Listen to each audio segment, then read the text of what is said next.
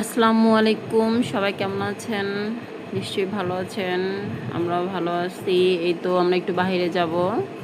তো যে গরম পড়েছে বাইরে যেতেও মনে চায় না, আবার সারাদিন ঘরে থাকতেও ভালো লাগতেছে না, একদম বোর লাগতেছে। আমার মেয়েও বলতেছে একটু বাইরে যাবে।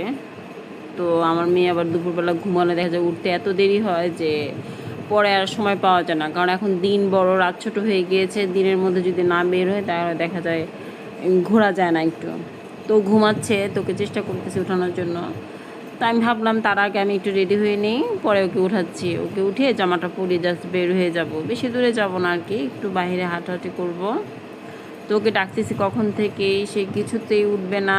তো আমি ওর কানে কানে যখন আবার ফিস করে বললাম আমি তো বাইরে যাব, সন্ধ্যা হয়ে যাচ্ছে, চলো। আর যখন ওকে একটু চিপসের কথা বললাম, একটু লোভ দেখালাম, তখন আবার একদম সজাগ হয়ে গিয়েছে, বলতেছে হ্যাঁ আমি উঠতেছি, আমি যাব। তো আমি তো রেডি হয়ে গিয়েছি, আমার কোনো ঝামেলা নেই। তো ওকে উঠানোর চেষ্টা করতেছে, ও চোখ মেলে আবার ঘুমিয়ে যায়। তো উঠবে আর কি।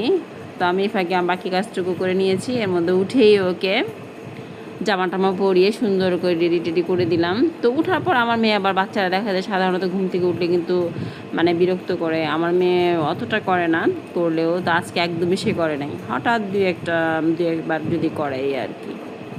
তো আমরা এখন বের হয়ে যাব, কোথায় যাব সেটা হয়তো পরবর্তীতে দেখাবো। ভিডিওটি দেখার